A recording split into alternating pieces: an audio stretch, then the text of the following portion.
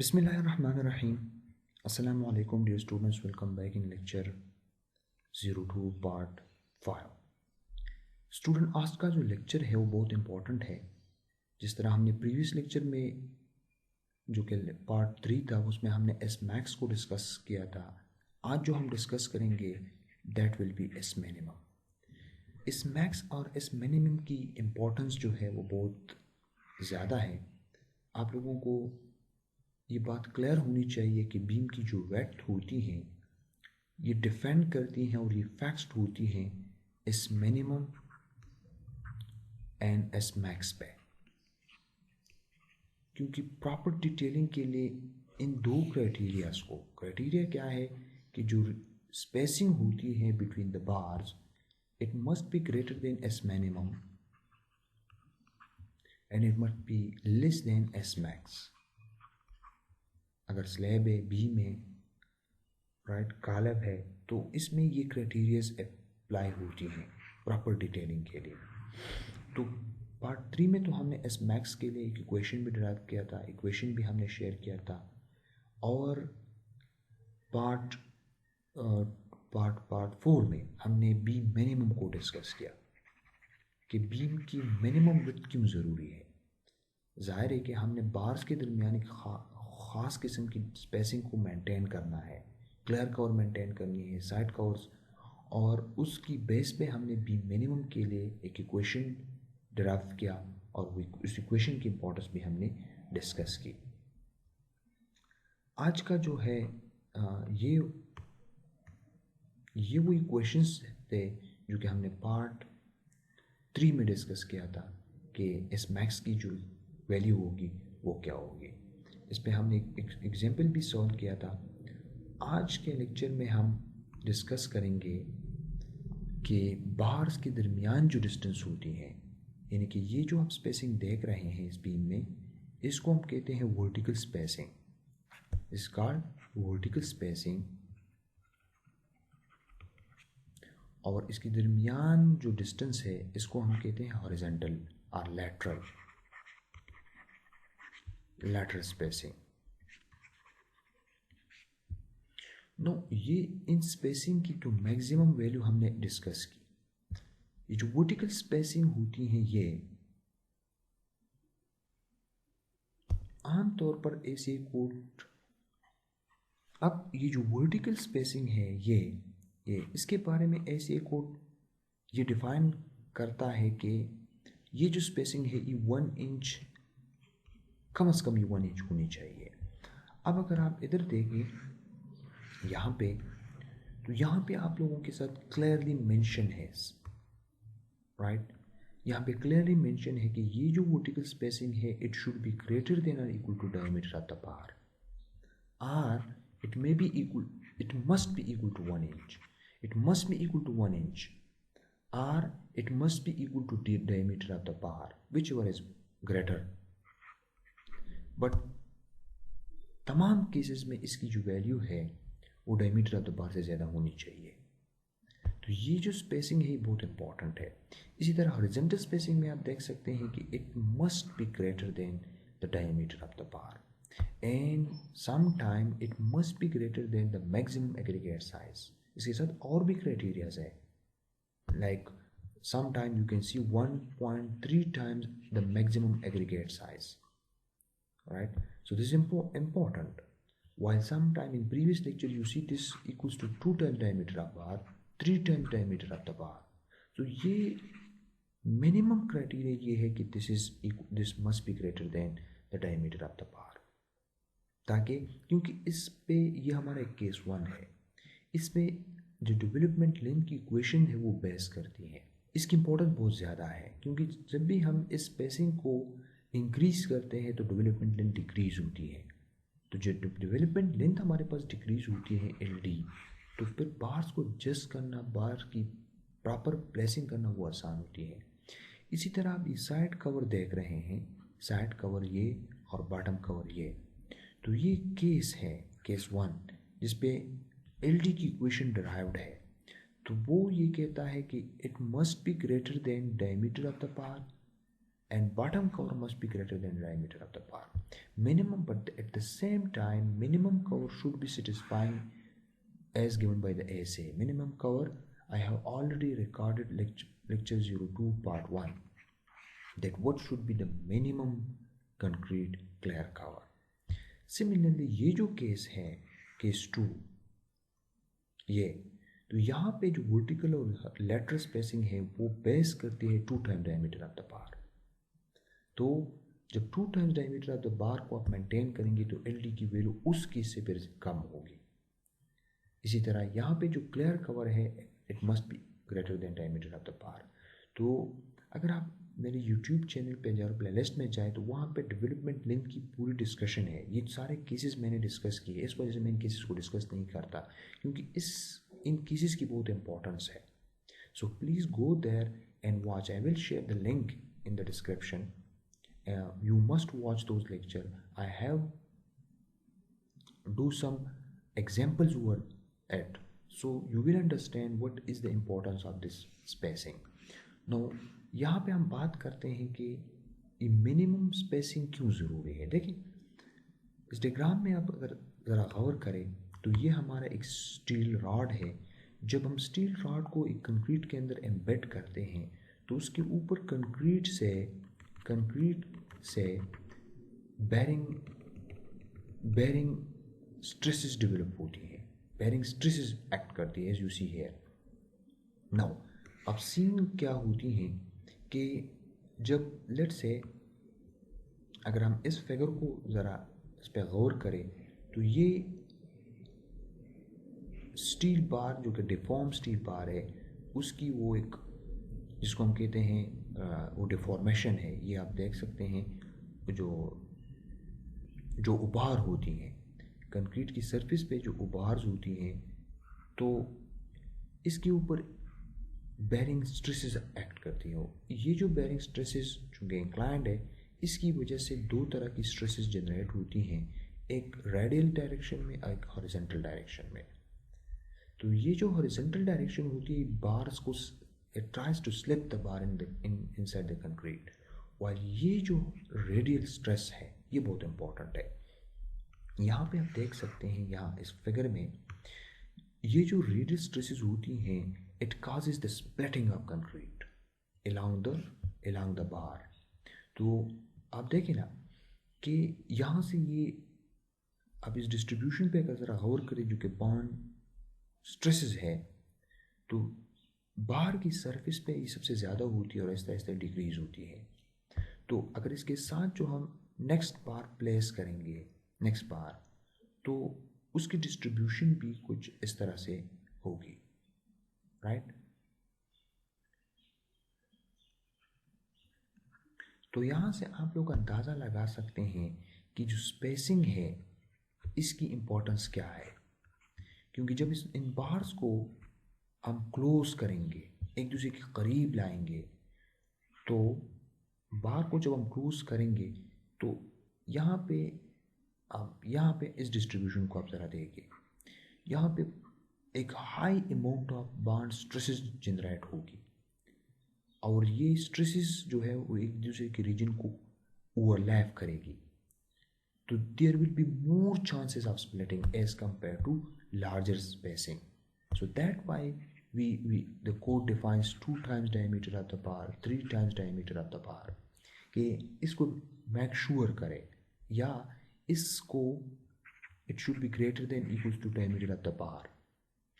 तो ये इस स्पेसिंग की इम्पोर्टेंस ये इस स्ट्रेस डायग्राम से पता चलता है कि अगर ये स्ट्रेस डिस्ट्रीब्यूशन एक दूसरे को ओवरलैप करती हैं, एक दूसरे के क्लोज आती हैं, तो there will be more chances of the splitting. और अगर आप इन डायग्राम में आप इस पर ज़रा गौर करें तो हर बार के अराउंड एक इन्फ्लुएंस सर्कल बनता है, राइट। तो क्योंकि जाहिर है कि जब बार कंक्रीट के अंदर एम्बेड होती है, बार जब हम कंक्रीट के अंदर एम्बेड करती हैं तो it work just like a bullet, क्योंकि बुलेट की तरह कंक्रीट को अपने साथ निकालने की कोशिश करती है। तो इसके साथ एक इन्फ्लुएंस सर्कल बनती है। याद रखिए ये जो इन्फ्लुएंस सर्कल होती है जब हम बाहर को क्लोज करेंगे एक दूसरे के करीब लाएंगे, तो ये जो इन्फ्लुएंस सर्कल्स होती हैं एक दूसरे के साथ एक दूसरे को ओवरलैप करती हैं, और it will causing the splitting of the concrete, like you can see here in this figure. ये जब एक सर्कल एक दूसरे को ओवरलैप करती हैं तो स्प्लिटिंग कॉज करती है, ठीक है। तो ये आप देख सकते हैं लॉन्गिट्यूडनल स्प्लिटिंग। इसी तरह जब हम बार्स को कंक्रीट सरफेस के करीब लाएंगे, यहाँ पे आप देखें साइड कवर को, तो जो बॉटम और साइड कवर को जब हम डिक्रीज करेंगे तो फिर ये जो सर्कल है ये बाहर की तरफ जाती है, और यू फिर विजिंग, आप यहाँ पे देख सकते हैं ये विजिंग, तो ये विजिंग काज होती है। इसी तरह आप यहाँ देख सकते हैं जब हम बॉटम कवर में, ज़ाहिर है जब हम बॉटम कवर को डिक्रीज करते हैं तो it will causing this kind of wheezing action.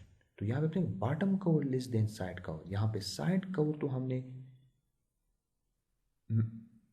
we satisfy the side cover, but we doesn't satisfy the bottom cover. So that why you can see this kind of wedging, and here you can see that side cover equals to bottom cover. यहाँ पे side cover और bottom cover दोनों बराबर है, तो that why this kind of wedging you can see here, and here you can see side cover and half the bar spacing both less than the bottom cover. This is important. यानी यहाँ पे जो side cover है, यहाँ पे आप देख सकते हैं कि यहाँ पे जो साइड कवर है ये, और side cover and half the bar spacing, यानी इन बार्स के दरमियान जो स्पेसिंग है ये डायमीटर ऑफ द बार से ज़्यादा नहीं है, राइट ये बराबर है डायमीटर ऑफ द बार के हाफ के बराबर। सो दैट वाई कि यहाँ पे आप इस तरह की क्रैक्स बीम में ऑब्जर्व करेंगे, ये बहुत इम्पोर्टेंट है क्योंकि आप साइड पे मुख्तलिफ तरह की जो स्प्लिटिंग आप देख सकते हैं। अक्सर अगर आपने बीम्स को ऑब्जर्व किया हो तो बीम में एलांग बाज़ औक़ात एक बॉटम कवर गिर जाता है, साइड पे आप क्रैक्स देख सकते हैं, राइट। तो ये सारे की सारी रीजंस जो है वो इन we doesn't make sure this bottom, top, bottom cover, side cover and this spacing, right? याद रखिए अगर इसको आप ज़्यादा करेंगे ना, बॉटम कवर को अगर आप ज़्यादा करेंगे, साइड कवर को, इसके भी नुकसानात है, राइट। क्योंकि अक्सर जो होती हैं बॉटम सरफेस पे अगर आप कवर को ज़्यादा रखेंगे तो वो सर्विसिबिलिटी की इशू आती है, राइट। क्योंकि अक्सर बारीक से क्रैक्स डेवलप होती हैं और उन क्रैक्स के थ्रू अगर नमी डैम्पनेस इन्फिल्ट्रेट करती हैं स्टील बार तक और स्टील कोरोजन काज करती हैं, तो that will exert a pressure on the side cover and it will easily spread out from the surface of the बाहर। तो ये भी ज़रूरी है कि आप ऐसे क्राइटेरियाज को पूरा करें जो स्पेसिफाइड बॉटम कवर है, साइड कवर है और जो स्पेसिंग है उसको मेक श्योर करें। इसी तरह आप देख सकते हैं ना ये स्प्लिटिंग, तो ये स्प्लिटिंग बहुत इंपॉर्टेंट है। ये हॉरिजॉन्टल स्प्लिटिंग आप देख सकते हैं, some time it shows like in this shape, some time it shows like in this shape. तो ये सारे की सारी वजूहात जो इस किस्म की क्रैक्स जो डेवलप होती हैं, the reason is that we could not provide the proper side and bottom cover, these are the reason. और ये वो डेवलपमेंट लेंथ की इक्वेशन है, और उसमें जो ये सी बी फैक्टर है, ये सी बी ये वो कंक्रीट कवर फैक्टर है जो कि आप देख सकते हैं कि एल डी जो है it relates with the inverse of C B, कि जब आप सी बी को डिक्रीज़ करते हैं तो एल बी जो होती हैं वो इंक्रीज़ होती हैं, और जब आप सी बी को इंक्रीज़ करते हैं तो एल बी। तो दैट वाई ये जो स्पेसिंग होती हैं जिस पे हमने लेक्चर पार्ट 3 और पार्ट 1 में हमने इस पे ऊपर काफ़ी डिस्कशन की, इस वजह से इसकी इम्पोर्टेंस बहुत ज़्यादा है, right. And one thing more, याद रखिए ये जो स्प्लिटिंग होती है ना, ये जो स्प्लिटिंग होती है it is the function of, ये जो है 3 चीज़ों का फंक्शन है, जिसमें फर्स्ट जो है वो है the minimum distance from the bar to the surface of the concrete, और द नेक्स्ट मीन्स इसमें अगर साइड कवर है वो या जो बॉटम कवर है वो, इसके इस पर डिपेंड करती है ये स्प्लिटिंग। ये डिपेंड करती है tensile strength of the concrete पे, जिसको हम FCT कहते हैं, क्योंकि some time we will take I think तो 7.5 times of the time of the average bond strength, जिसको हम डिनोट करते हैं म्यू एवरेज, कि बॉन्ड का जो बॉन्ड है between the steel and the concrete, उसका जो एवरेज बॉन्ड स्ट्रेंथ है उस पर भी डिपेंड करती है। It is the function, but you can see here this in this relation कि इसमें जो साइड कवर है और बॉटम कवर है इसकी इम्पोर्टेंस है, और इस पे बहस करती है हमारी development length, right. And one thing you must, this FCT is taken as 6 times FC prime, right? So sometimes 7 point,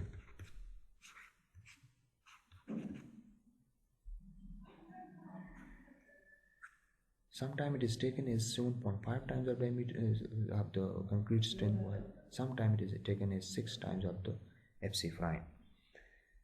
याद रखें कि लेट से अगर इसको हम थोड़ा सा एलाबोरेट करें कि हमारे पास लेट से एक बार है, राइट, और इसके अराउंड हमारा एक इन्फ्लुएंस सर्कल, इसको हम आम तौर पर कहते हैं कंक्रीट प्रिज्म,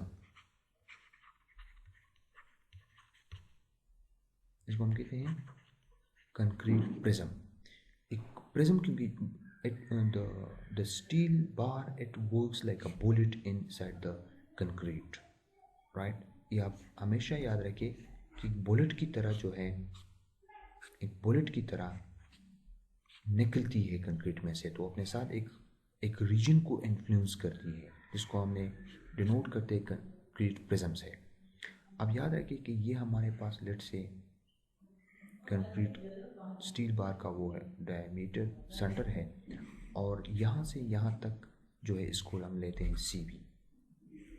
इस पर बहुत सारे कंडीशंस है, लेकिन लेट से इसको हम CB लेते हैं। तो जब इसमें जो लेट मी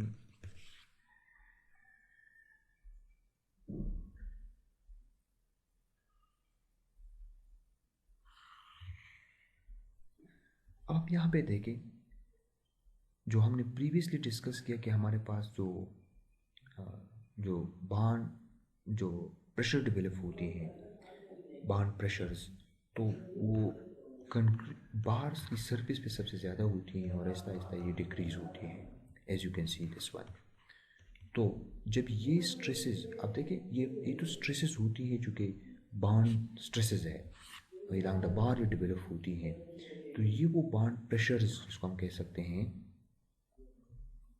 ये वो रेडियल स्ट्रेसेस है, रेडियल। अब ये रेडियल स्ट्रेसेस डेवलप होती है, इसको इक्वेट करती है, इक्विलिब्रेट करती है FCT, कंक्रीट की जो टेंसाइल स्ट्रेंथ होती है इसको इक्विलिब्रेट करती है। जब ये दोनों इक्विलिब्रेट हो, यानी कि दोनों एक दूसरे को इक्वेट करती हैं, तो स्प्लिटिंग काज नहीं होती। ये बात आप याद रखें, there will be no splitting, there will be no splitting.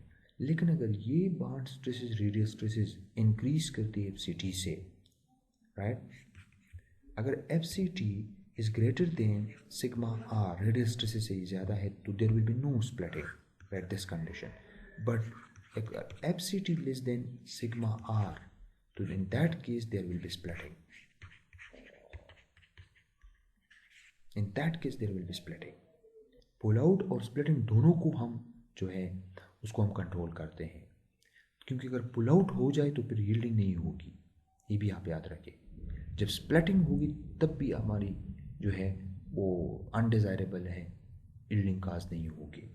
और जब पुल आउट होगी तो इन दोनों को हम कंट्रोल करते हैं by making proper concrete cover, by making side cover, bottom cover, proper spacing, proper detailing, और कंक्रीट की स्ट्रेंथ से, क्योंकि FCT पे भी ये डिपेंड करती है। It is the function of FCT and it is also the function of the average bond strength.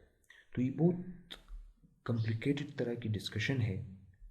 मैंने पहले भी इसके ऊपर काफ़ी तकरीबन 18-20 लेक्चर्स रिकॉर्ड की है जो कि मेरे यूट्यूब चैनल पे अवेलेबल है। अगर आप जस्ट सर्च करें डेवलपमेंट लेंथ और bond strength, bond stress in concrete, मेरे चैनल पे जाए तो ये जो बॉन्ड की इक्वेशंस है वो आप देखेंगे, इस इक्वेशंस की प्रूफ आप देखेंगे, इस पूरे डिस्कशन को आप और भी मज़ीद अच्छी तरीके से समझेंगे क्योंकि बहुत कॉम्प्लिकेटेड डिस्कशन है। लेकिन इस लेक्चर का जो मेन की फंक्शन था वो यही था कि आप लोगों को पता चले कि मिनिमम जो स्पेसिंग है वो क्यों ज़रूरी है, मिनिमम स्पेसिंग की इम्पोर्टेंस क्या है, क्योंकि इसकी वजह से हमारे पास स्प्लिटिंग काज होती है और जब हम इसको इंश्योर करते हैं तो फिर जो होती है हमारे पास पुल आउट होती है, यानी कि स्प्लिटिंग से हम बच जाते हैं। तो जब पुल आउट होती है तो ज़ाहिर है कि फिर स्टील जो होती है वो यील्ड करती है। पुल आउट को भी हम कंट्रोल करते हैं by providing the development length, यानी कि ये बात भी आप याद रखिए। अगर आप चाहते हैं कि स्टील जो है वो कंक्रीट में से बुलेट की तरह ना निकले, राइट, तो उसको हम एक प्रॉपर लेंथ प्रोवाइड करते हैं। उस लेंथ को हम कहते हैं एलडी। याद रखिए एलडी हमारा वो डिस्टेंस है जिसमें कंक्रीट की कंप्लीट स्ट्रेस डेवलप होती है, स्ट्रेंथ डेवलप होती है, दैट इज द यील्डिंग। यानी वो लेंथ जिसमें कंक्रीट, जिसमें स्टील जो होती है, सॉरी स्टील यील्ड कर जाए, तो उस लेंथ को हम डेवलपमेंट लेंथ कहते हैं। और उसकी इक्वेशन जो है वो मैंने यहाँ पे आप लोगों के साथ शेयर की है और उसकी डेरिवेशन मैंने उन लेक्चर्स में की है। So please go there, watch those lectures अगर आप डेवलपमेंट लेंथ और इस टॉपिक को कम्प्लीटली अंडरस्टैंड करना चाहते हैं। See you in next lecture. Thank you for watching.